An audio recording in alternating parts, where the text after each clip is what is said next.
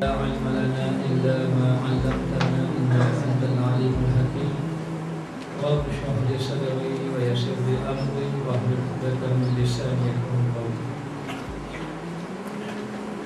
قال المصنف رحمه الله تعالى ونفعنا بعلومه في الدارين آمين. Kemudian bahwasanya Daud alaihissalam Khalifatullah di dalam buminya. yakni Daud alaihissalam dikenali dengan Khalifatullah. Jadi ada nabi-nabi yang mendapat gelaran-gelaran yang tertentu. Seperti Nabi Musa dipanggil dengan Khalilullah, Kalimullah. Nabi Ibrahim dengan Khalilullah, Nabi Daud dengan Khalifatullah. Di dalam buminya dan merupakan khalifah Allah di dalam buminya, berdosa akan dosa yang satu sahaja. Lalu Nabi Daud telah melakukan satu dosa. Yang pertama, kita kena faham Nabi-Nabi ini tidak berdosa. Kalau Nabi buat dosa pun sudah diampunkan dosa, maka tidak ada dosa. Bahkan Nabi-Nabi ini sebelum dia buat dosa sudah diampunkan dosa ini. Maknanya Allah Ta'ala telah memberi pengampunan sebelum dia buat dosa. Maka Nabi tidak ada dosa. Namun demikian, Nabi merasa dia berdosa, padahal dia tidak ada dosa, dia tidak buat dosa. Maka kata dia ni melakukan dosa. Lalu diceritakan Nabi Daud ini jarang kita dengar kisahnya. Katanya Nabi Daud ni satu hari dia beribadat kepada Allah. Bila dia beribadat kepada Allah, tiba-tiba datang dua orang yang tidak dikenali. Lalu Nabi Daud merasa takut. Siapa dua orang ni? Kata orang itu, jangan kamu takut. Saya datang ini hanya nak meminta kamu menyelesaikan masalah kami sahaja. Lalu disuruh cerita apa masalahnya. Dia mengatakan bahawa di antara kami ini ada buat zalim. Maka putuskanlah keputusannya. Yang kawan saya ini ada 99 ekor kambing, dan saya ini ada 1 ekor kambing saja. 1 ekor kambing saja. Kemudian kawan saya ini kata, bagikan seekor itu, seekor kambing kamu kepada saya. Maknanya. Lalu tak habis lagi cerita, Nabi Daud terus apa? Nabi Daud kata, kawan kamu ni telah buat zalim. Telah buat zalim. Dia nak ambil kambing kamu untuk mencukupkan 100. Mencukupkan 100. Lalu orang tadi pun tiba-tiba menghilang. Lalu Nabi Daud rasa menyesal, kerana dia cepat sangat menghukum dan dia cerita itu tidak sahih lagi.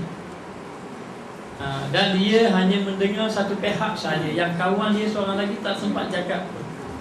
Dia sempat cakap pun. Maka itulah sebabnya Nabi Daud bertaubat kepada Allah.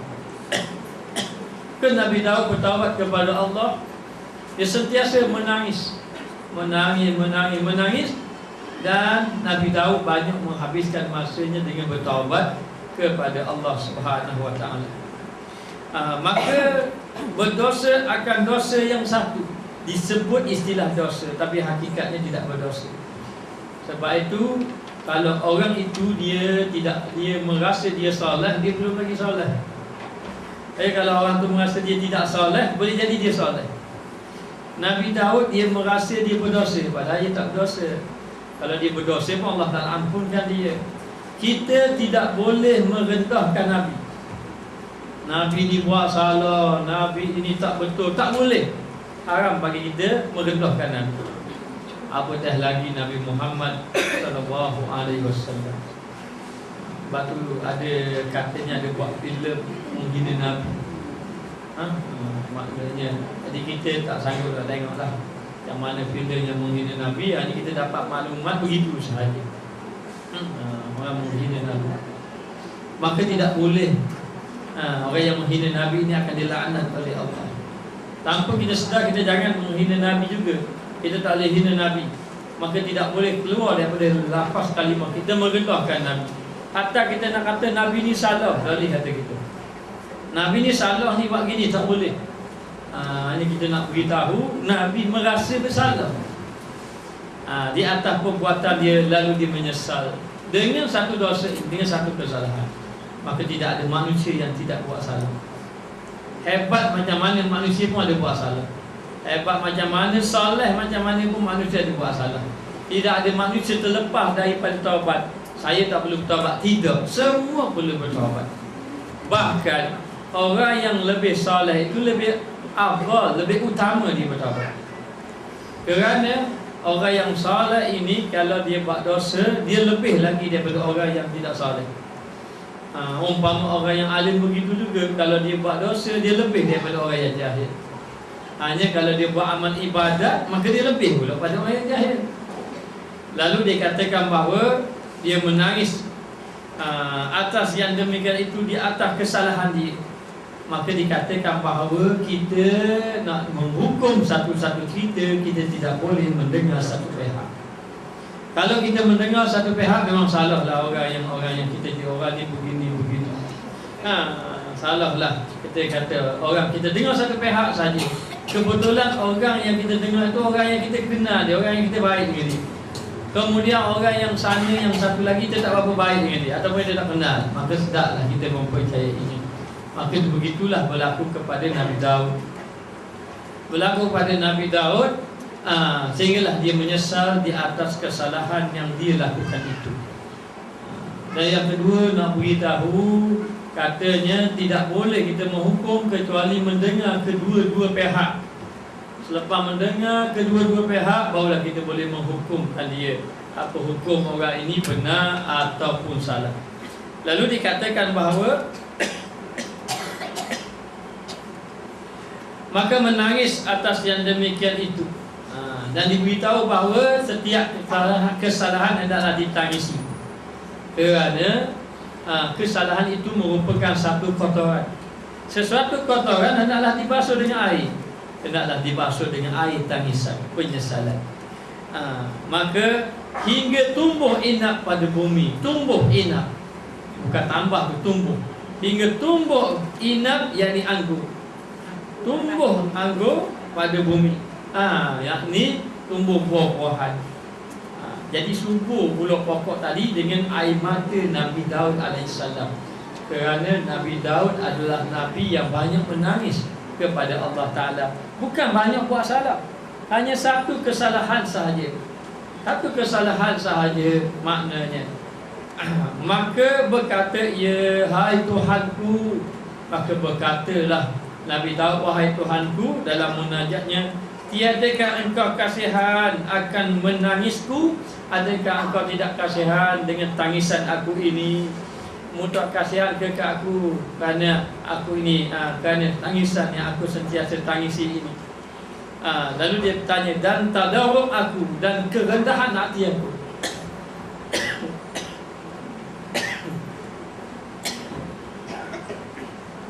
Jadi tidakkah engkau kasihan, wahai Tuhanku, tidakkah engkau kasihan kepada aku dengan tangisan aku ini dan dengan kerendahan hati aku ini? Katanya, maknanya rendah hati maknanya ketundukan. Siapa Nabi Daud memang benar-benar takut kepada Allah dengan kesalahan yang dia lakukan itu. Maka dijawabkan dengan katanya, kata Allah. Maka dijawab, Allah Ta'ala menjawab, hai Daud, lupa engkau akan dosa engkau, dan engkau sebut akan menangis engkau. Kamu ni lupa Kamu tak sebut dosa kamu, kamu sebut kisah tangisan kamu. Lupakah kamu kepada dosa engkau, maka tiada diterima taubatnya 40 hari. Tak terima taubat Nabi Daud 40 hari. Bayangkanlah, bukan masalah kesalahan yang macam kita buat banyak salah. Kita kadang tak menjaga lidah, kita tidak menjaga mata, kita tidak menjaga telinga kita. Lidah kita boleh sebut apa saja, telinga kita dengar saja satu pihak orang yang berkata, mata kita cari saja keaiban orang, kita tengok mana orang salah. Pada orang yang buat salah tu banyak kebaikan dia, tapi bila kita nampak kesalahan, tertutup segala kebaikan orang. Maknanya, jadi ini di antara kesalahan kita, banyak sangat kesalahan kita. Nabi Daud, dia bertaubat pada Allah. Dia bertaubat kepada Allah Ta'ala dengan kesalahan dia. Kesalahan dia itu tadi, Allah Ta'ala kata tak terima kat taubat dia lagi. Sehinggalah 40 hari dia bertaubat. Dia menangis, dia sebut, tak kesian ke aku kerana aku menangis banyak ni. Mu sebut tentang tangisan, mu tak sebut tentang dosa. Maknanya tidak dikatakan, ya Allah, maaf kalau kesalahan dosa saya sekian-sekian, tapi disebut tentang tangisannya sahaja. Lalu tiada diterima taubatnya 40 hari. Sebab itu orang yang bertaubat pada Allah, jangan terus taubat sehari 2 hari rasa Tuhan terima. Kalau boleh, taubat itu setiap malam sampai 40 hari. Adapun penerimaan tu kita serah pada Allah. Tetapi contoh yang telah dibuat dahulu oleh Nabi-Nabi 40 hari, contohnya Nabi Daud. Bahkan Ka'ab Ka'ab bin Malik yang tidak pergi perang Tabuk pun 40 hari dia bertaubat kepada Allah. Tapi boleh jadi kita ini taubat ini diterima kerana berkat Nabi Muhammad SAW. Satu hari Nabi menangis. Datang malaikat Jibril alaihissalam. Maka malaikat Jibril bertanya kepada Nabi Muhammad, kenapa menangis? Lalu Nabi memberitahu kerana Nabi bimbang dosa umatnya tidak diampunkan oleh Allah Ta'ala.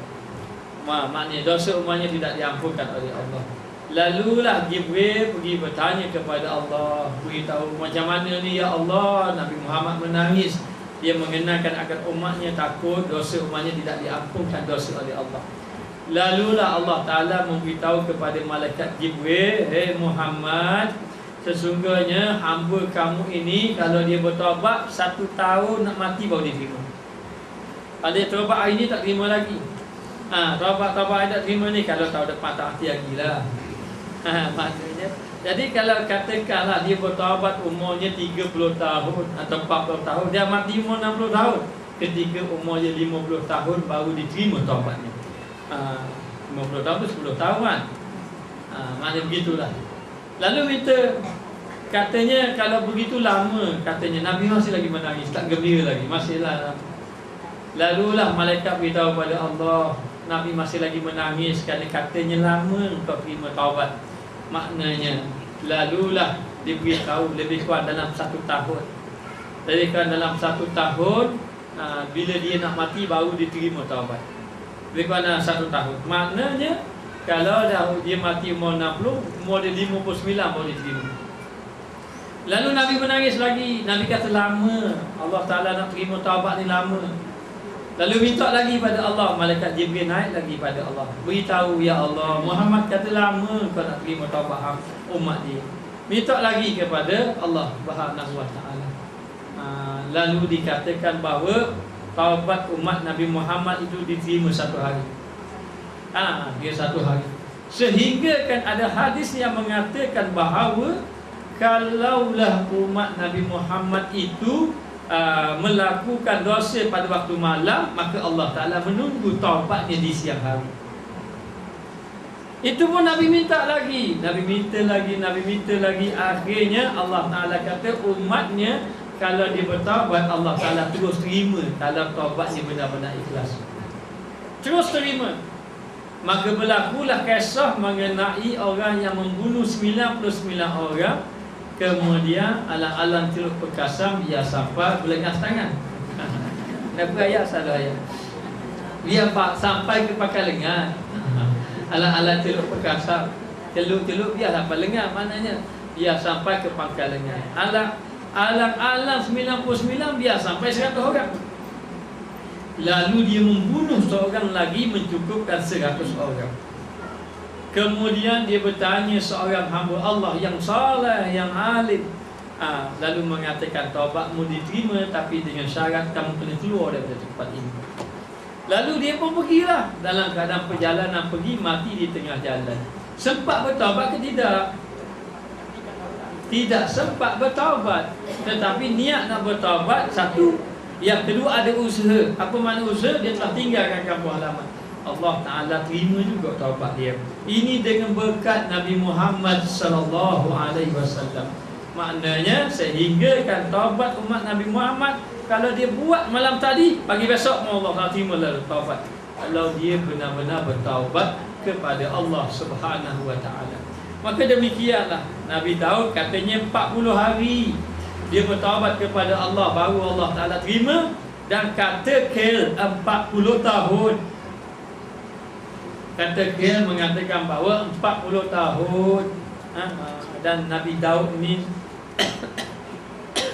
dia mengasingkan diri, menangis. Anak kepada Nabi Daud namanya Nabi Sulaiman. Lalulah dia pergi ke tempat dalam hutan, di atas bukit dalam hutan. Dia pun duduk satu tempat, mari binatang buas keliling dia, mendengar dia bertaubat kepada Allah Ta'ala. Maka dia pun balik, selalu menangis sehingga kan dikatakan kalau Nabi Daud dia menangis, maka mesti kan ada orang pegang tubuh badan dia. Maknanya takut berpisah katanya anggota tubuh badannya daripadanya, kerana lantaran dia terlalu takut kepada Allah Ta'ala.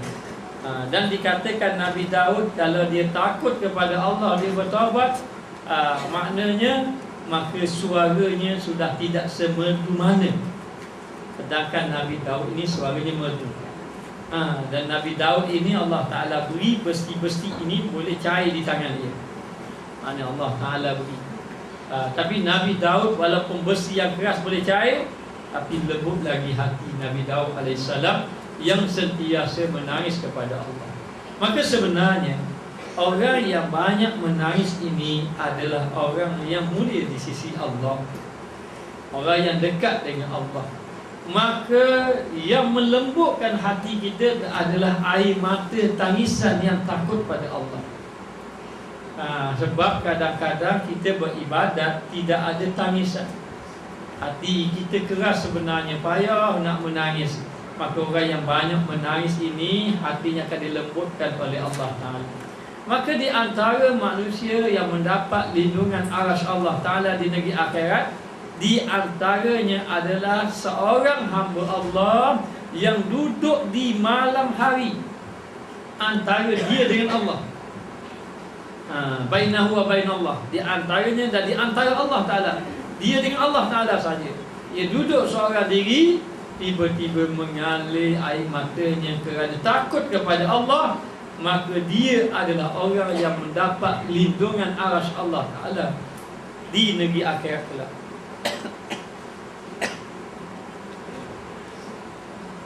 Maka kata Allah, hai Daud, hai Daud, lupa engkau akan dosa engkau dan engkau sebut, kau ingat akan menangis engkau, maka tiada diterima taubatnya 40 hari, kata Kil 40 tahun.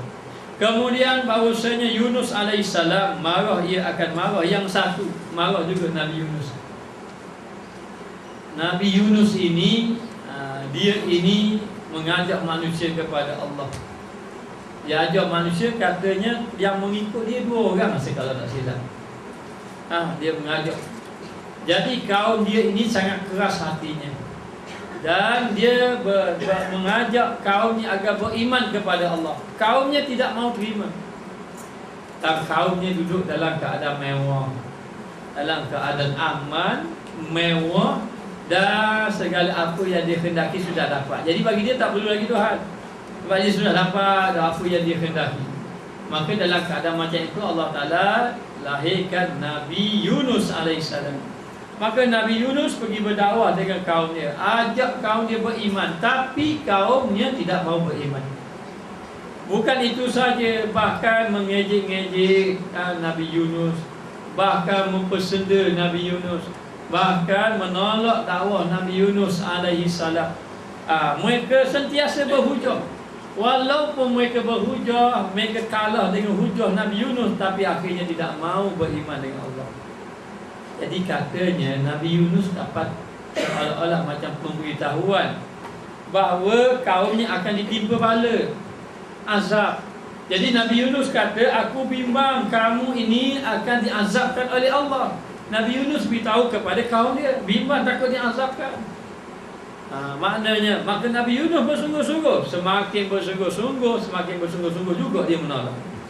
Jadi Nabi Yunus bimbang. Lalu Nabi Yunus kata, nanti kalau kamu tidak terima, tidak mau terima dakwah aku, risalah ini, maka kamu akan diazab. Diazab. Dan Nabi Yunus ini macam-macam, kalau kita baca kisahnya, macam-macam dibuat kepada Nabi Yunus, hina dan sebagainya. Nabi Yunus ini seorang Nabi yang sangat sabar. Dia tidak marah pada hamba-Nya, dia tidak marah pada kaum dia. Hai, ajak cara baik, cara lembut. Tapi yang menyebabkan Nabi Yunus marah tu sebab apa? Sebab dia kata gini, kata kaum dia, hai Yunus, kabur ke Tuhan kamu, turunlah azab, dia kata. Maknanya aku, yakni kami, kaum dia katalah, dia kata kami tidak takut dengan azab Tuhan kamu. Itulah yang menyebabkan Nabi Yunus marah. Marah tu kerana sayang ke dia, takut bila dia kata gitu kau cepat turun. Maka Nabi Yunus lari sebenarnya, takut turun bala dengan dia mana kena. Jadi jangan salah, jangan salah. Sebab kadang-kadang bila kita baca, hari ni orang ambil ilmu ikut internet, dia tidak baca ikut kitab-kitab. Kadang dikatakan Nabi Yunus marah, Nabi Yunus putus asa, Nabi Yunus kecewa. Maknanya Nabi Yunus ni seorang Nabi, mana boleh putus asa dengan Allah. Dia tidak pernah kecewa dengan dakwah, sebab itu memang tugas dia. Maka Nabi Yunus, dia beritahu, dia bimbang takut umat dia kena bala, lalu dia lari. Dia lari daripada kaum dia itu, bukan kerana apa? Bukan kerana sudah berputus asa, tidak. Tetapi dia bimbang takut ketika itu akan diturun bala oleh Allah Subhanahu wa taala.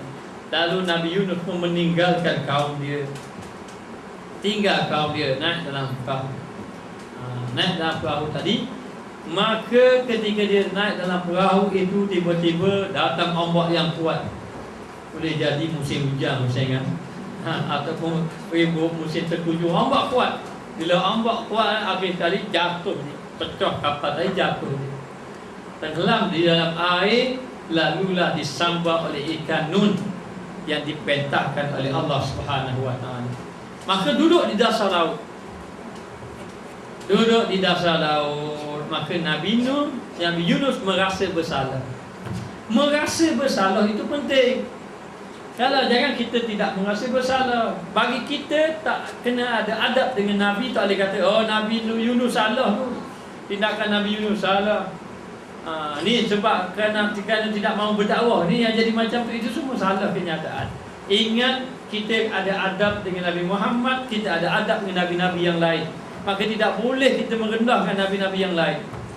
Lalu dalam keadaan macam itu, disambarnya. Bila disambarnya oleh ikan, duduk dalam perut ikan. Kemudian ikan itu duduk di dasar laut. Dasar laut ini gelap sebenarnya. Gelap duduk dalam dasar laut. Gelap. Maka ketika itu Nabi Yunus alaihi salam, dia bertasbih kepada Allah. Ketika dia bertasbih kepada Allah Ta'ala, para malaikat mendengarnya. Malaikat mendengar tasbih Nabi Yunus AS. Apa yang dia tasbihnya? Maka ia akan marah yang satu.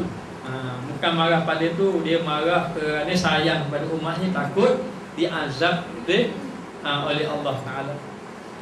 Satu yang bukan pada tempatnya, yang sebenarnya tak perlu marah. Maka dipenjarakan akan dia di dalam perut. Dipenjara, dikurungkan akannya di dalam perut. Di dalam perut, di bawah dasar lah, semalam baca gitu. Dia di bawah dasar laut. Maknanya Di bawah dasar laut, duduk bawah laut. Saya tukar sikit perkataan, tak apa saya tidak suka sebut perkataan-perkataannya tu. Maka 40 hari. Maka duduk di dasar laut 40 hari. Bayangkanlah, kalau orang duduk dalam perut binatang, pastinya akan mati. Itu mengikut hukum akalnya begitu. Duduk dalam perut buaya tak lama kita. Maknanya duduk dalam perut ikan, tak lama memang. Nak nafas itu mana gelap lagi ya, mana terhimpit dan lemah dan sebagainya. Tapi Allah Ta'ala Maha berkuasa. Baru-baru ini saya pergi ke penjara. Saya sudah 2 kali masuk penjara. Tapi bukan di penjara kan. Katanya banyak kosong dalam, tapi saya tak berminat lah masuk dalam. Di penjara dalam. Di penjara sana bagus lah orang-orang sana. Orang-orang penjara ni bagus. Bila kita ceramah dia cepat menangis. Duduk masjid tak menangis. Malah menangis, setiap kali tu menangis. Jadi begitu. Saya buat cerita kisah Nabi Yunus ini. Saya beritahu Nabi Yunus dipenjara dalam perut ikan. Tapi apa yang Nabi Yunus buat? Nabi Yunus bertasbih pada Allah. Bayangkanlah manusia mana yang nak tolong? Kalau ada manusia yang terperangkap dalam perut ikan, nak panggil Jabatan Pertahanan Awam, nak panggil bomba, tak ada orang nak tolong. Ikut akalnya begitu. Ketika manusia telah merasa tidak ada yang menolongnya, sebenarnya yang menolongnya adalah Allah. Selagi mana manusia itu bersandar bahawa ada manusia akan tolong dia, bersandar kepada makhluk, maka Allah Ta'ala tidak akan menolongnya ataupun jauh daripada. Duduk seorang hamba Allah, saya masih disimpan kertas dia. Tolong doakan saya Ustaz, saya akan dibebaskan tahun 2027. 2027. Dan dia telah dihukum selama 40 tahun. Saya tidak tahu masa umur dia berapa dia masuk dalam penjara itu. Umur dia berapa, 40 tahun. Dan kira-kira dia kapal 2027. 2027. Jadi begitulah. Dia minta pada saya tolong doakan dia. Kita mencuba doakan dia. Saya ambil nama, saya munajat pun sebut nama dia agar Allah Ta'ala bebaskan dia. Bukan dia saja, bahkan semua. Yang paling penting, dia itu menjadi orang yang berbuat soleh dan sebagainya. Tapi minta maaf lah, bila saya tengok ke wajahnya, ada kejernihan wajahnya. Wajah yang tidak melihat kepada maksiat, wajah yang sentiasa duduk bersama dengan Allah Ta'ala. Dia lebih baik pada kita boleh jadi begitu. Hidupnya berzikir, bertasbih. Lalu saya kata kepada mereka, orang yang duduk di penjara sana, saya kata kepada mereka, bertasbihlah kepada Allah. Bertasbihlah kepada Allah, kerana orang yang bertasbih kepada Allah, sesiapa yang dipenjarakan akan dikeluarkan oleh Allah Ta'ala. Hatta Nabi Yunus dipenjarakan di dalam perut ikan pun dikeluarkan oleh Allah Ta'ala dengan dia bertasbih kepada Allah Subhanahu Wa Ta'ala. Lalulah dikatakan bahawa dia menyeru kepada Allah dalam keadaan dia berdoa. Doa ini dipanggil doa sana. Doa ada 2. Sana maknanya doa puji. Yang kedua doa minta. Orang-orang umpama kita, orang awam, kita banyak doa minta. Apa maksud doa minta? Kita minta, ya Allah nak murah rezeki, ya Allah nak apa lagi ya, tak kira nak apa-apa yang dia nak. Nak panjang umur, nak tambah ilmu, maknanya Allah banyaklah. Kalau Syekh Rahimuddin datang jumpa saya, tak ada soalan lain tanya.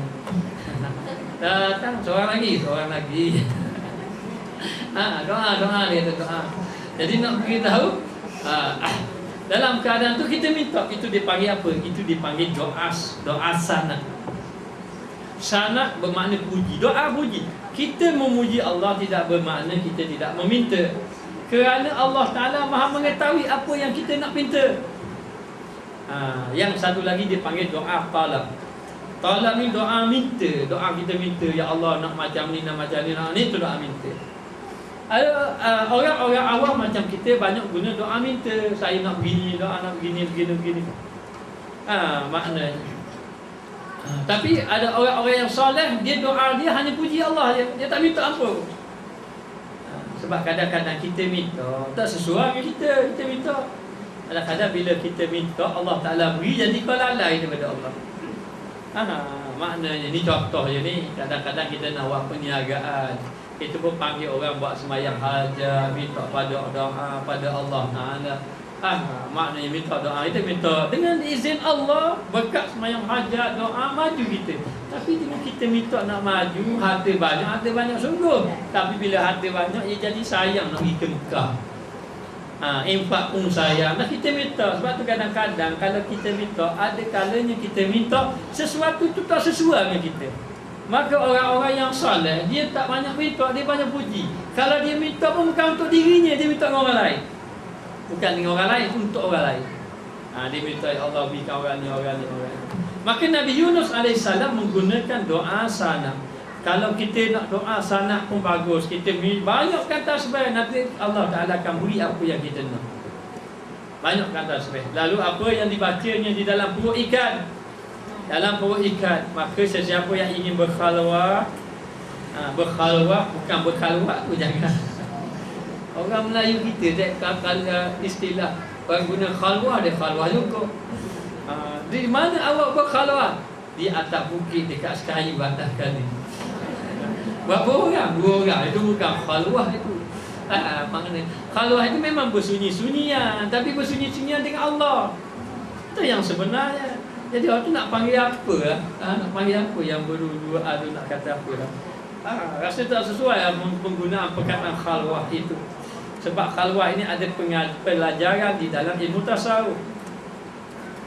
Akhirnya tak apalah sebut uzlah, mengasingkan diri, duduk seorang. Maka kalau kita beruzlah, berkhalwah, bersunyi-sunyian dengan Allah, maka apa kita ambil tasbih dan kita bertasbih kepada Allah.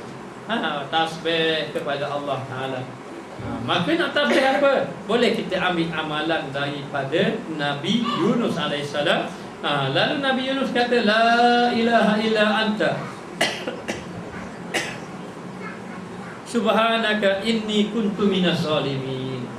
Apa Nabi Yunus minta? Nabi Yunus tak minta apa-apa pun. Nabi Yunus kata, tak ada terjemah, tak ada. La ilaha illa anta, tiada Tuhan malaikat engkau ya Allah.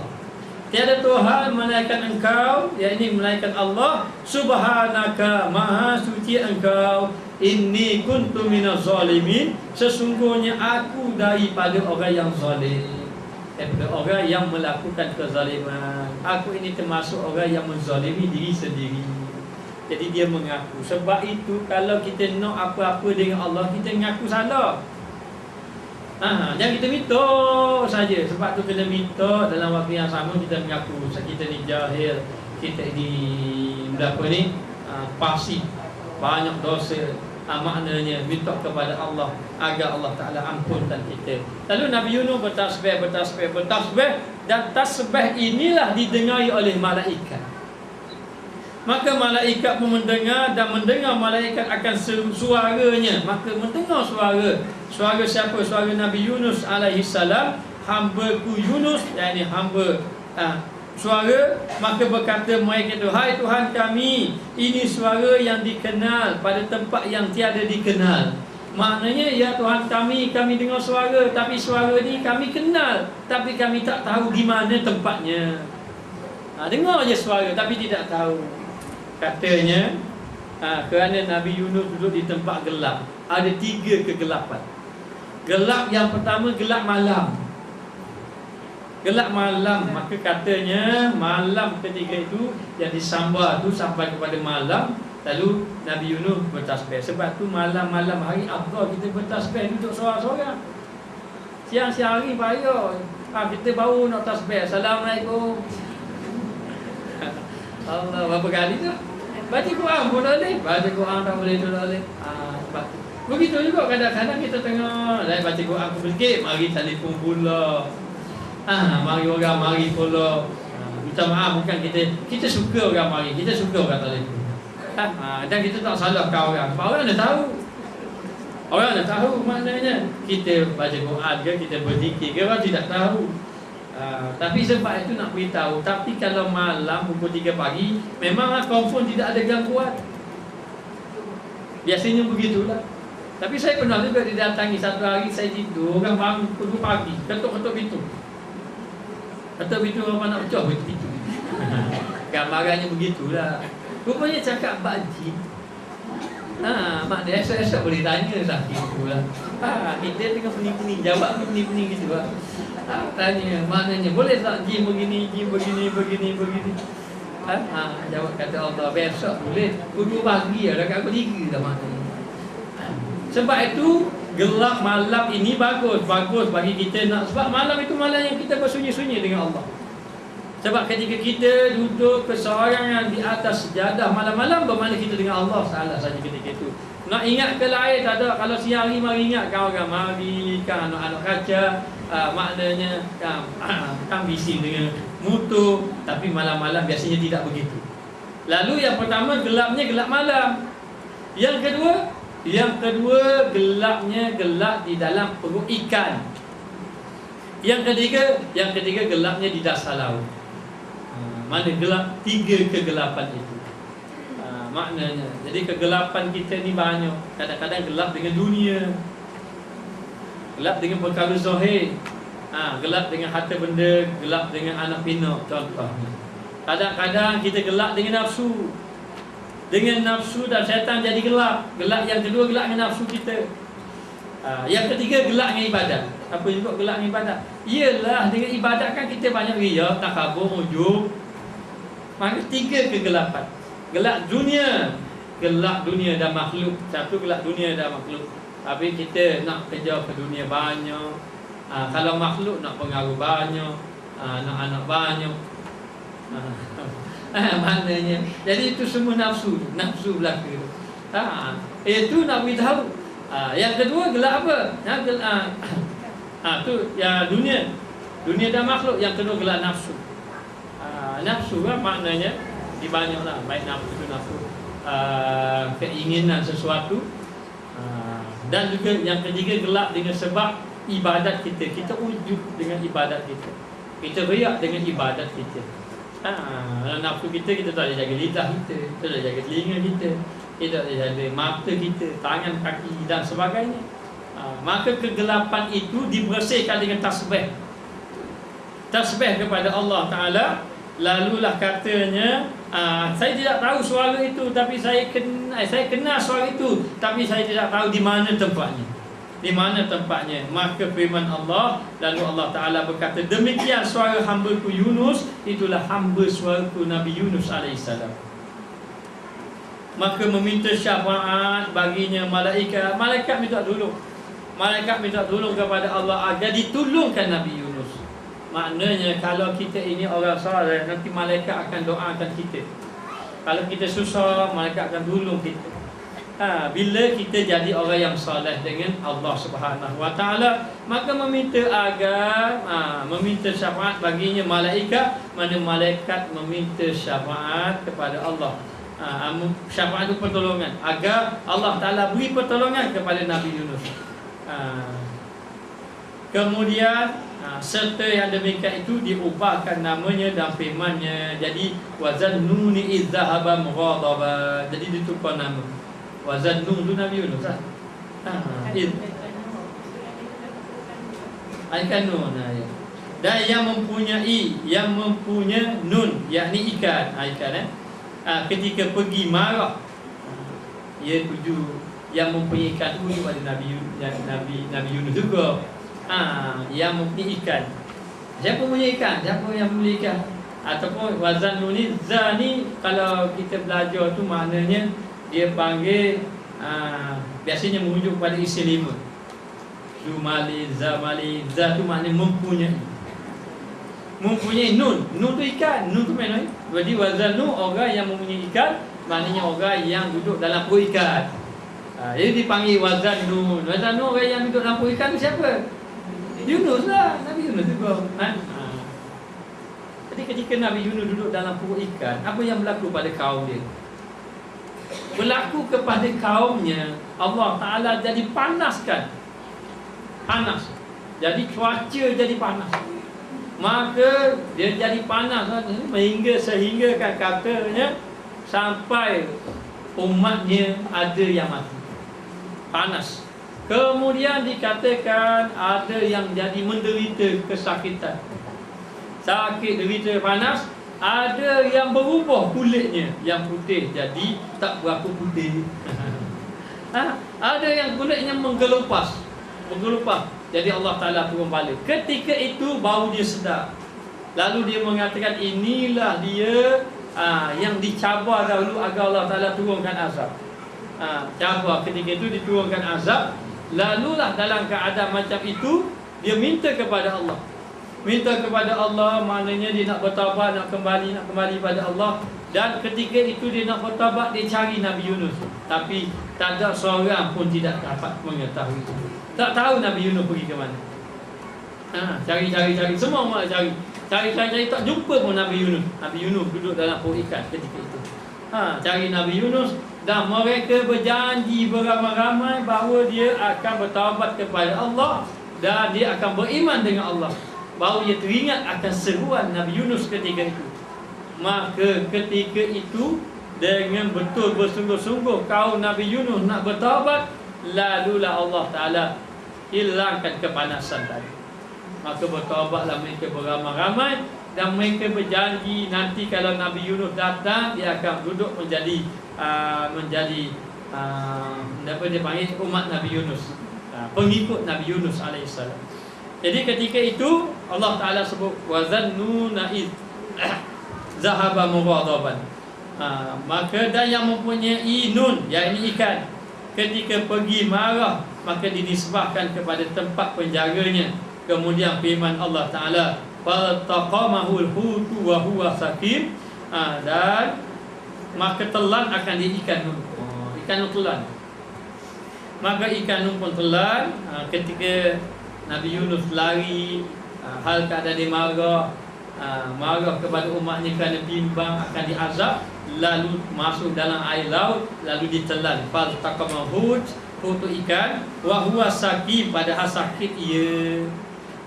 Dalam keadaan Nabi Yunus sakit. Walaula innahu kana minal musabbahin lalabisa fi batnihi ila yaumi yub'atsun.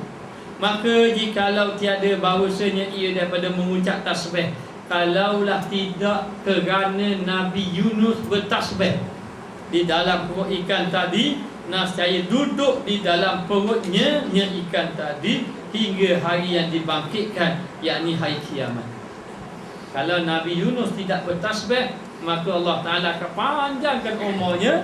Lalulah dia tak keluar kecuali yaumi yub'atsun, hari yang dibangkitkan, hari kiamat.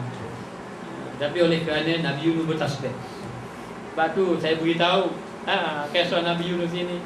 Tak kira lah berapa puluh tahun duduk di dalam penjara, contohnya 30-40 tahun. Kalau kita bertasbih, maknanya insya-Allah Allah Ta'ala akan keluarkan. Mungkin tak bertasbih itu 30-40 tahun sebagaimana yang kita tahu. Tapi kalau bertasbih boleh dikeluarkan.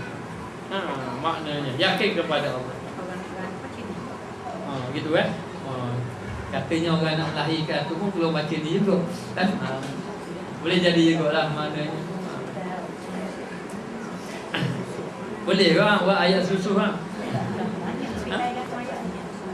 Lalu dia dalam keadaan macam itu, maka duduklah dia dalam perut ikan. Kalau dia tidak bertasbih, tapi Nabi Yunus bertasbih, lalu dikeluarkan daripada perut ikan, lalu dicampakkan dia di tepi pantai dalam keadaan Nabi Yunus dalam keadaan keletihan, letih. Lalu disambut oleh kaumnya. Terkejut Nabi Yunus, macam mana kaum dia sambut, sedangkan kaum dia ini tidak mahu beriman dengan Allah. Rupanya kaumnya, masa dia duduk dalam perut ikan, kaumnya telah beriman kepada Allah Subhanahu wa taala. Sebab itu kita kalau berdoa dengan orang tentang kepada orang lain, kita jangan putus asa, sebab yang memberi hidayah semua Allah Taala. Boleh jadi kita tengok anak kita berdoa, selagi mana kita ada hayat berdoa, doalah. Atau boleh jadi kita sudah mati, anak kita berubah.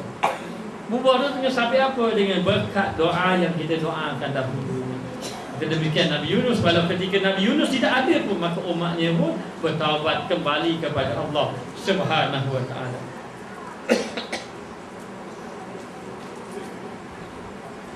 laula an tudarikuhu nikmatun min rabbih lanubiza bil arai wa huwa mazmum. Dan jikalau tiada bahu mendapat akan dia nikmat daripada Tuhannya, nescaya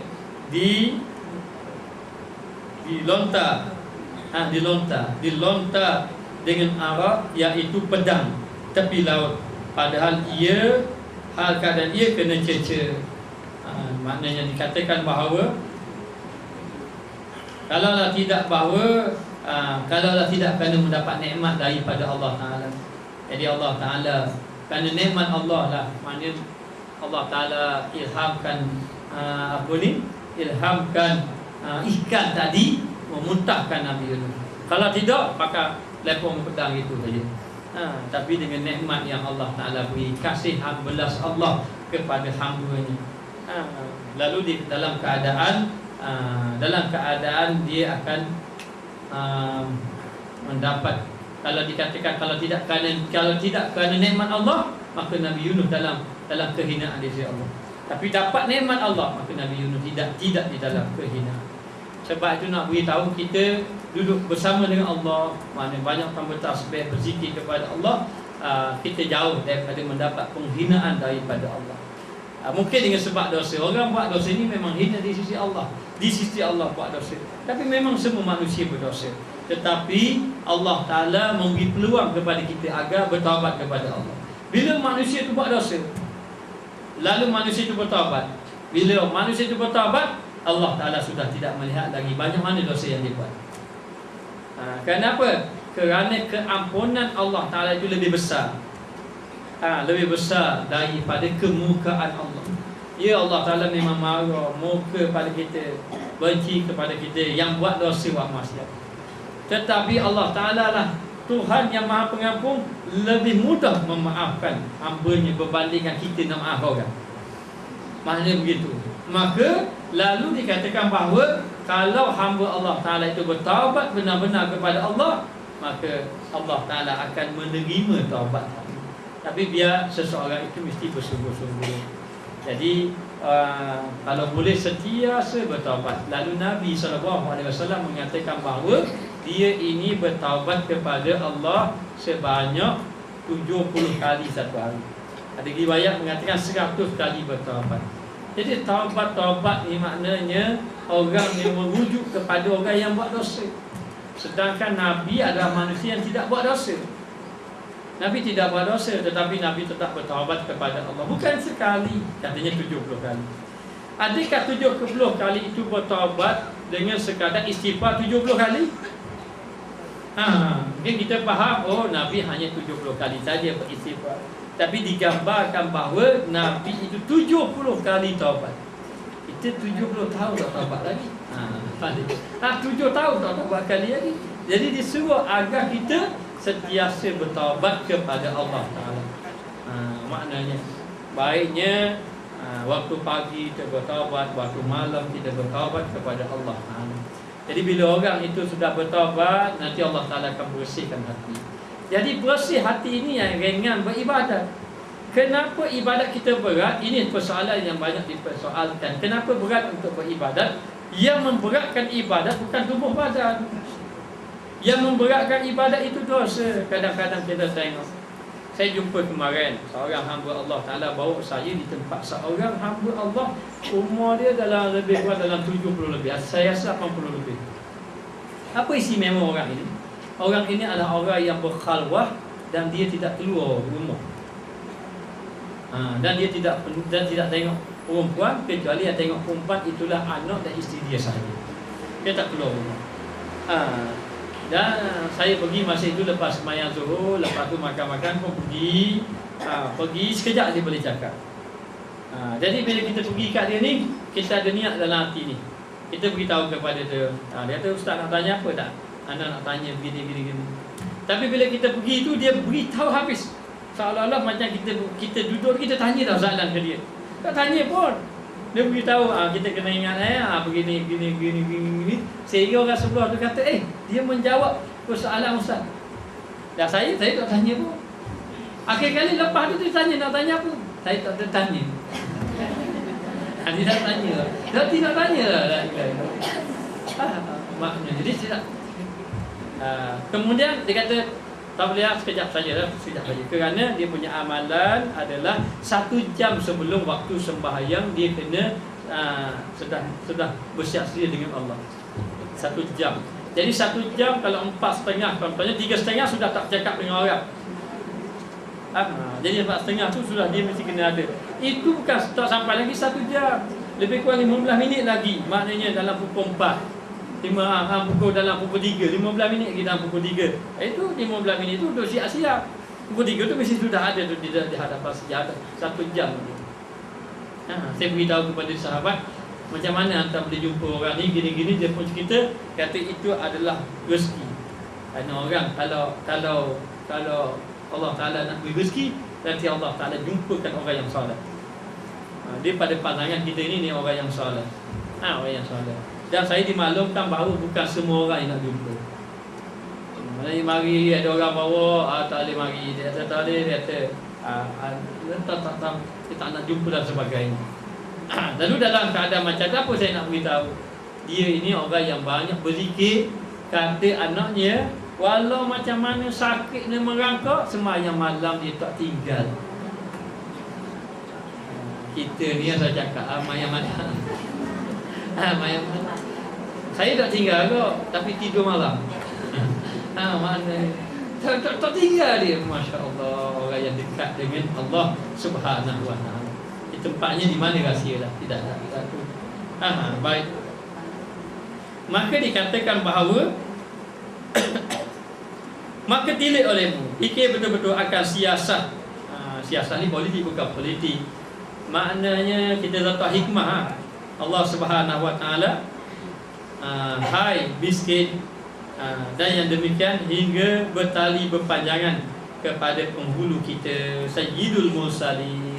Begitulah maknanya Allah Ta'ala jadikan para Nabi semua bertaubat sampai kepada Nabi kita Muhammad Sallallahu Alaihi Wasallam. Tapi ada hikmahnya. Ada hikmahnya. Jangan kita kata ya memang benar asalnya orang yang bertaubat ni duduk pada orang yang buat dosa. Itu asalnya. Orang yang bertaubat duduk pada orang yang buat dosa. Jadi bila dia buat dosa, taubat untuk hapus dosa. Jadi kalau dia taubat dosa dah nak apa? Itu memang begitu asalnya. Tapi awal-awal lagi Allah Ta'ala telah menciptakan Nabi Adam. Nabi Adam melakukan kesalahan. Kesalahannya yang Nabi Adam itu bertaubat kepada Allah Subhanahu Wa Ta'ala. Dan Nabi Adam adalah makhluk hamba Allah yang pertama bertaubat kepada Allah Ta'ala. Sampai bertali-tali Allah Ta'ala beri. Ada hikmahnya, ada siasahnya, ada politiknya. Ada politik Allah, mana ada siasahnya, ada hikmahnya. Allah Ta'ala menjadikan demikianlah. Hai miskin, dia kata hai orang tak ada benda, kita ni tak ada benda.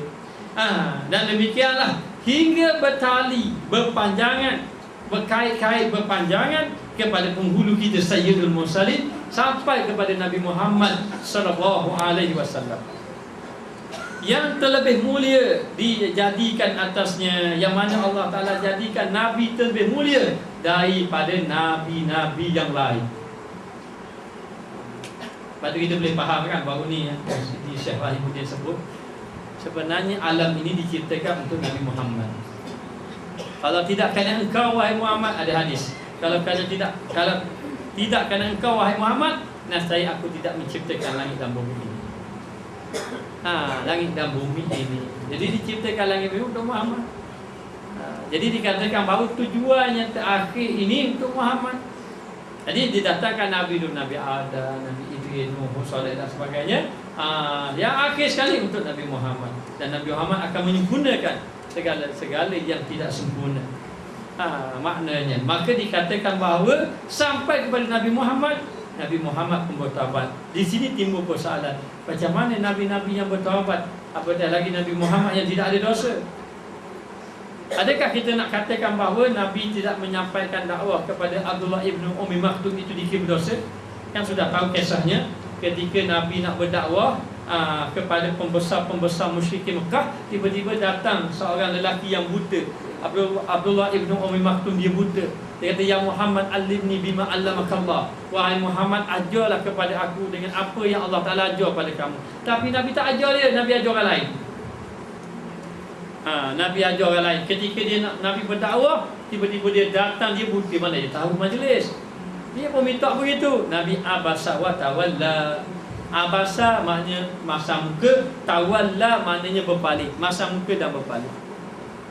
Izja'ahul a'ma, ketika datang orang buta. Lama yuduri kalau Allahu yazakka, boleh jadi dia datang ni betul-betul nak bersihkan diri dia. Hak depan ni belum tentu. Maknanya Allah Ta'ala menegur. Adakah teguran itu menyebabkan Nabi telah melakukan dosa? Tidak. Tapi kenapa Nabi itu bertaubat kepada Allah? Nabi bertaubat kepada Allah, gambaran sayangnya Nabi kepada umat Nabi Muhammad sallallahu alaihi wasallam, sehingga dikatakan bahawa Nabi bertaubat itu bukan untuk dirinya, tapi Nabi bertaubat untuk umatnya. Untuk umatnya, agar umatnya diringankan azab, agar umatnya tidak diazabkan oleh Allah, agar umatnya dapat syafaat, agar umatnya diberi rahmat oleh Allah. Maka Nabi bertaubat kepada Allah Ta'ala. Maka kita ada jalan walau sebesar mana dosa.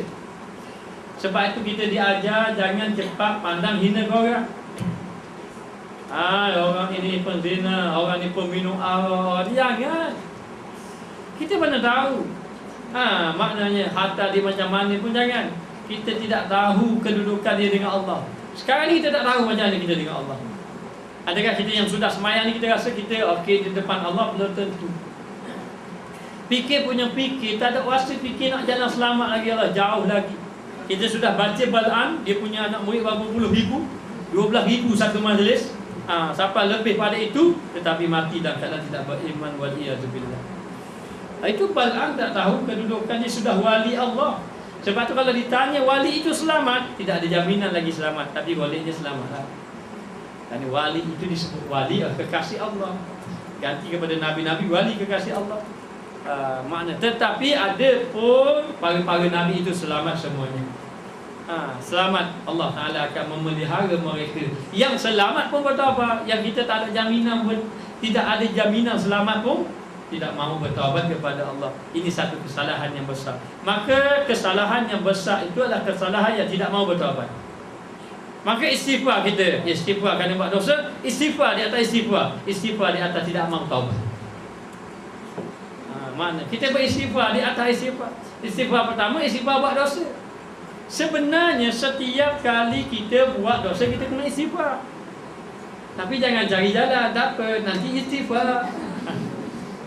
Allah, itu tak boleh tu.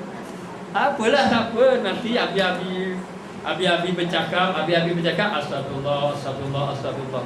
Patut istighfar pula, tidak boleh jadi macam tu. Tapi sebenarnya setiap dosa yang kita buat kena istighfar. Hatta kalau boleh pun lepas kita buat baik pun beristighfar, betul tak? Lepas sembahyang apa yang disuruh pada kita, lepas pada kita salam apa yang disuruh? Astagfirullah. Kalau ditanya apa astagfirullah, kan astagfirullah kasih sembahyang. Sebab di dalam sembahyang kita pun kadang-kadang kita buat dosa. Walaupun dosa ini, sembahyang ni memang menghapus dosa. Ada sahabat Nabi jumpa orang puan yang macam mana orang puan, dia pegang rasa tak? Di akhir sekali dia kata, ya Rasulullah, dia tidak berzina tapi dia ada buat salah. Maknanya lalu dia mengadu pada Rasulullah, semua tidak layan. Dia mengadu tidak layan, tiba-tiba masuk waktu sembahyang, Nabi suruh semua sembahyang termasuk dia. Dia pun sembahyang, lepas sembahyang jumpa Nabi, dah macam mana saya ni, kes saya ni macam mana? Rasulullah bertanya kepadanya, tidakkah kamu tadi sembahyang bersama Rasulullah sallallahu alaihi wasallam? Dia kata, ya, kalau macam itu kesalahan kamu diampunkan, kerana sembahyang itu menghapus dosa. Ini sembahyang sahabat, sembahyang sahabat Nabi. Kita sembahyang rakaat pun tak ingat. Sembahyang kadang-kadang agak ke tak imam lah. Kalau tak imam cukup lah. Kalau tak imam 5-5 lah kita. Begitu. Baik. Maka dikatakan bahawa berpanjangan kepada penghulu kita Sayyidul Mursalin, dan yang terlebih mulia dijadikan atasnya, yang mana Allah Ta'ala jadikan Nabi kita lebih mulia daripada yang lain. Maka firman Allah Ta'ala, istaqim kama umirta wa man taba ma'aka. Umirtu, tetapkan olehmu mendirikan seperti barang yang kami suruh. Yang kami suruh umirtu, Istaqim kama umirtu wa man taba ma'aka wa la tatraw innahu bima ta'maluna basir. Baik, tetapkan olehmu mendirikan, maknanya tetapkan dirimu, maknanya istiqamah. Istiqamah duduk di atas kebaikan. Kita bukan tidak boleh beramal, tapi satu lagi sebab beramal istiqamah. Istiqamah ini orang itu duduk di atas kebaikan, itu panggil istiqamah. Dia sentiasa duduk di atas kebaikan. Maka Allah Ta'ala menyuruh kita agar sentiasa istiqamah, berterusan di atas kebaikan. Yang istiqamah dia payah. Sebab tu orang yang istiqamah ini akan dipelihara oleh Allah. Jadi kita kalau tidak istiqamah sekejap, kejap buat, kejap tak, kejap tu. Tapi memang begitulah, kita ini memang nak jadi istiqamah, memang jatuh bangun. Hanya tidak boleh putus asa. Kita sudah sembahyang sunat duha, rasa sudah buat, malah nak buat, itu tak boleh. Tak apalah, sampai masa dah lama tak buat sembahyang sunat duha, nak buat mudah. Lama ni? Tak lama ni, 10 tahun je. Allah, apa je. Dulu masa belajar pondok tu tak tinggal. Mayang sunat duha. Kalau ada mari mikir sikit, ingat lapar kan. Kalau 20 dah. Mari mikir, tengok-tengok gaji. Maknanya tengok-tengok gaji masuk. Sampai cari habis semayang. Mana semayang sunat buat? Duduk. Kali bila sibuk kadang-kadang tak terbuat. Tidak terbuat. Nak lebih sibuk dengan berjalan, pergi sana pergi sini. Habis kali tidak terbuat. Maka dikatakan bahawa teruskan balik. Minta dengan Allah Ta'ala agar kita ini istiqamah dalam melakukan amal kepada Allah. Lalu sebenarnya Allah Ta'ala kasih orang yang beramal dan kalau istiqamah. Walaupun tak banyak, tak apa. Kita tu kata banyak. Kalau orang tu buat banyak, lepas tu tak buat. Dengan orang tu buat sama, tapi sikit je dia buat.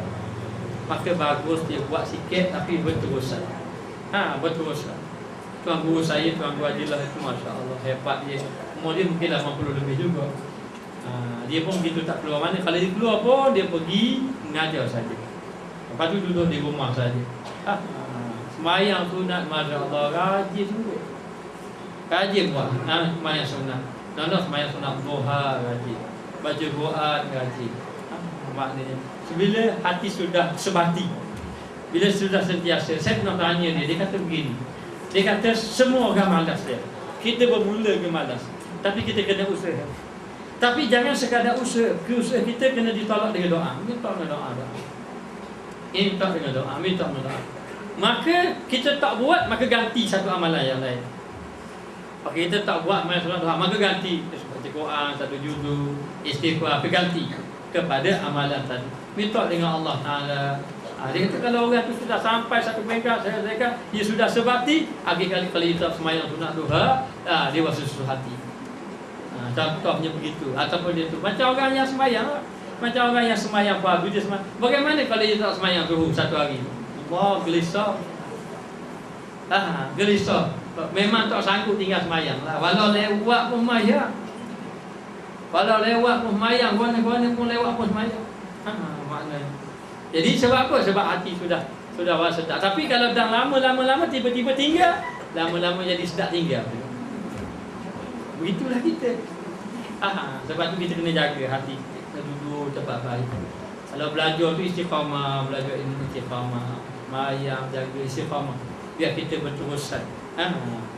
Agar terpelihara oleh Allah Ta'ala. Lalu dikatakan bahawa tetapkan olehmu mendirikan seperti barang yang kami suruh, seperti barang yang diperintahkan oleh Allah, maka tetap buat apa yang Allah Ta'ala perintah. Dan mereka yang taubat, dan mereka yang bertaubat, maknanya kamu beristiqamahlah dengan apa yang Allah Ta'ala perintah, dan bersamalah kamu dengan orang yang bertaubat. Bersama dengan orang yang bertaubat kepada Allah.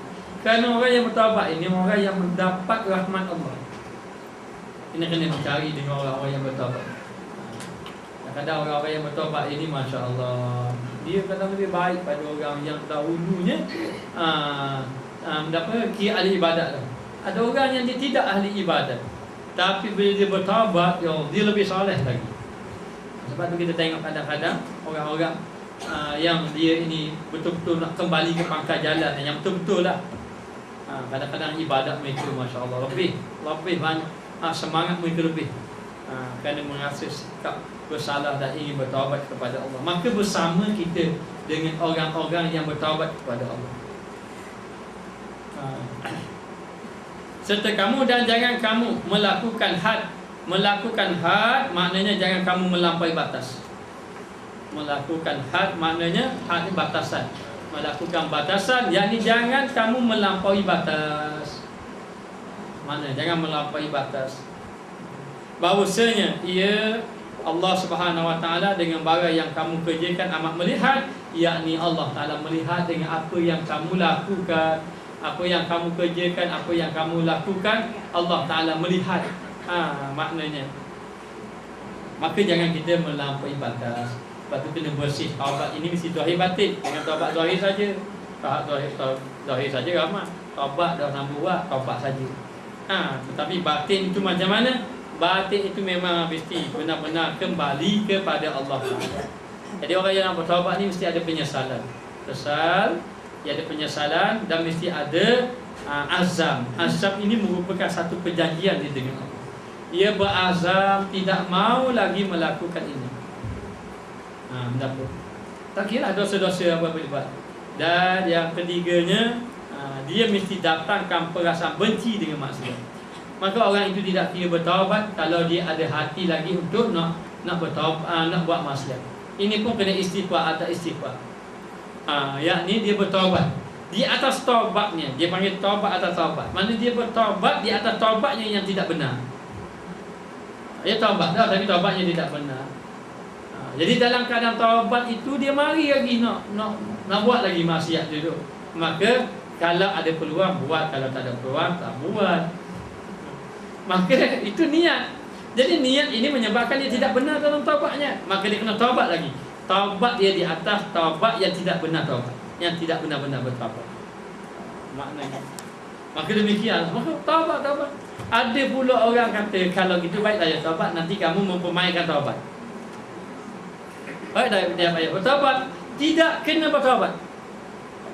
Kerana dilarang juga kalau begitu tak payah bertaubat, nanti mempermainkan taubat. Katanya ini satu tipu daya syaitan. Kerana syaitan menyuruh kita menangguhkan taubat. Maka kalau kita pegang, kalau begitu tak payah taubat. Kalau kita taubat, bermakna kita mempermainkan taubat. Jadi kamu mempermainkan taubat, baik tak ada taubat. Akhir sekali jadilah dia orang yang menangguhkan taubat. Maka menangguhkan taubat itu juga berdosa juga. Dan macam mana? Kalau taubat pun tak sungguh pula. Kalau tak taubat dosa juga, baik taubat. Jadi kalau bertaubat begitu jadi banyak kali bertaubat. Ya, banyak kali bertaubat sampai kamu menjadi orang yang benar-benar bertaubat. Kalau begitu kena banyak bertaubat. Ya. Dah kalau banyak bertaubat, adakah ia dikira mempermainkan? Tak, Allah Taala kasih pada orang yang suka bertaubat. Sebab dalilnya innallaha yuhibbut tawwabin wa yuhibbul mutatahhirin, yakni Allah Taala kasih kepada orang tawwab. Tawwabin yakni orang yang sentiasa taubat. Kalau orang yang bertaubat dia panggil taibun. Orang yang bertaubat. Tapi dia taubat tak jadi benda juga. Taubat balik. Maknanya boleh kasih. Sebab tu kalau kita taubat, kita kena tinggallah kawan-kawan dahulu. Kalau dia seorang pelakon ni contohnya. Dia seorang pelakon. Dia pun pergi ke Mekah. Dia doa-doa, mari dalam hati. Taubatlah, kamu pelakon. Pelakon. Tapi dia masih hidup bersosial, kawan. Lama-lama dia balik semula. Sebab itu orang yang nak bertaubat, yang pertama dia kena duduk di tempat yang baik-baik. Dah duduk di tempat yang tidak baik. Saya pergi je kelab malam, tapi saya sudah bertaubat. Boleh tak pegang begitu? Itu dulu, tapi dulu saya pergi memang saya menari. Sekarang ini saya pergi, saya hanya melihat saja tarian. Sama juga. Sama juga. Tidak, mesti dia kena duduk di tempat yang baik. Yang kedua, dia kena cari kawan-kawan yang baik. Cari kawan-kawan yang baik. Kalau orang kawan-kawan yang baik, maknanya akan selamatlah dia. Yang ketiga kena mesti belajar. Mana boleh tidak belajar? Takkan kita taubat terus pandai lah di mana boleh. Tak boleh kita taubat tak pandai lagi. Lepas taubat kena belajar agama, belajar betul agama. Lepas belajar agama kena ada ilmu. Yang keempat kena ada amal. Yang ni kena berubah. Berubah macam mana? Baik, dulu masa tak bertaubat dahulu tu semayang tak? Semayang tak? Tak sembahyang. Kalau dia semayang dia kena taubat daripada semayang. Dia kena taubat. Dia kena qadha. Lama mana tak semayang? Ada dah 20 tahun. Allah. Kau tahu jangan kira. 17 kali 17 rakaat kali satu hari kali 365 keluar banyak ni. Lepas tu 20 tahun betul 80,000 rakaat pesang kawan. Mana keju dia kalau macam tu tak mudah lah. Maknanya pesang dia dah. Kita beritahu saja. Kalau orang macam ini, yang pertama kita suruh dikekalkan semayang dulu. Penuhkan 5 waktu dahulu. Jangan kabur lagi buat qadha. Bukan tak qadha. Kena qadha dalam mazhab kita Syafi'i. Tapi jangan kabur lagi. Kau kabur biar dia. Suruh dia semayang dulu, semayang. Lepas semayang, kadang-kadang dia mari tanya tu mana saya dulu saya taubat macam mana. Kita kena kata taubat kamu diterima. Bukan kita ni ambil, kita tak tahu tapi kita nak beri semangat kepada dia, bersangka baik ini taubat kamu diterima. Dan nak beritahu kamu kena qadha. Qadha macam mana? Ginilah, setiap kali kamu main subuh kamu semayang lagi. Main tu kabur gitu. Mana jangan kabur banyak ni. Cuba tengok berapa rakaat je kira. Ambil kalkulator. Dia pun duduk tunggu. Tak banyak ni 85,560 rakaat saja.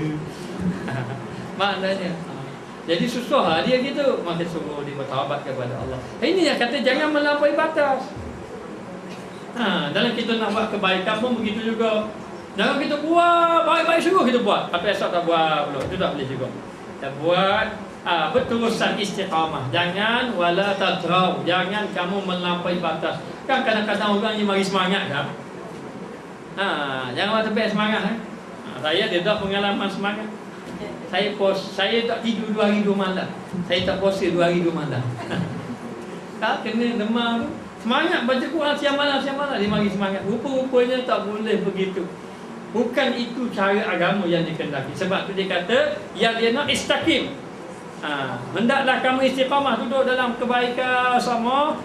Maknanya duduk dalam melakukan kebaikan. Kemudian dia kata fala tatrau, jangan melampaui batas. Nak buat baik tapi jangan melampaui batas sangat. Kita tengok orang nak buat bangunan ambil habis di dalam bank. Ni baik orang lalu ni orang mana? Mana habis duit. Berapa bank? 3 bank dia ambil habis. Kenapa orang ni? Kita nak buat baik kan? Makna buat baik. Baik. 3 hari termenung. Termenung tadi. Sebenarnya tu kena cara. Ada tak sahabat Nabi gitu? Ada sahabat Nabi dia bagi pada Nabi. Dia bagi kebun dia. Lepas tu Nabi kata Allah Ta'ala terima apa yang niat kamu nak infak, tapi ada bahagian untuk keluarga kamu. Ambil bahagian keluarga kamu. Maknanya begitu. Sebab tu dia kata jangan kamu melampaui batas dalam melakukan ibadat kepada Allah. Bahawasanya Allah Ta'ala melihat apa yang kamu lakukan. Hingga adalah Nabi SAW bersabda telah menghubungkan daku suruh. Bukan suruh. Maknanya telah menghubungkan daku surah Hud dan saudaranya. Apa maknanya ni? Kalau dalam hadis berkaitan dengan surah Hud ni mengatakan Nabi kata apa dalil tengok. Nabi kata telah menjadikan rambut aku beruban dengan sebab surah Hud dan juga surah-surah yang lain. Nanti saya cek baliklah hadis dia. Tapi dia kata telah menghubungkan daku ini surah Hud dan juga saudaranya, saudara pada surah Hud. Jadi nak beritahu surah Hud ini menyebabkan bila Nabi baca surah Hud, tapi fikir-fikir tentang akhirat dan sebagainya, tentang umat, menyebabkan rambutnya beruban. Orang yang banyak fikir ni kadang-kadang rambut cepat beruban. Mana cepat berubah kalau rambut fikir. Jadi orang rambut tak berubah tu kita banyak mikir biasanya. Biasanya gitu lah. Okey, wallahu a'lam.